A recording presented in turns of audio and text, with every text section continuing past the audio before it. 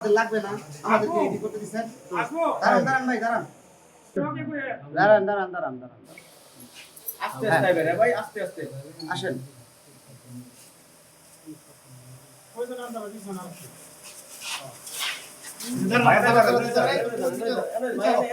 Sunbit সব দিবে সামাল। সানবিট ম্যাজিক প্রেস ডিশওয়াশিং এর মাথা ঘোরানো সলিউশন। আরে এটা ভিতরে নিব নাকি?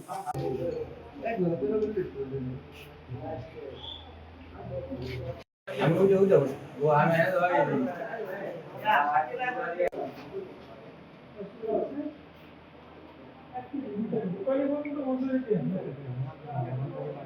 ভিকটিমের দাদা থানায় এসে অভিযোগ দায়ের করিলে উক্ত অভিযোগের প্রেক্ষিতে আমরা বিভিন্ন স্থানে অভিযান করিয়া ওই আরিফ মিয়াকে গ্রেপ্তার করি। তাকে থানায় নিয়ে আসা হয়।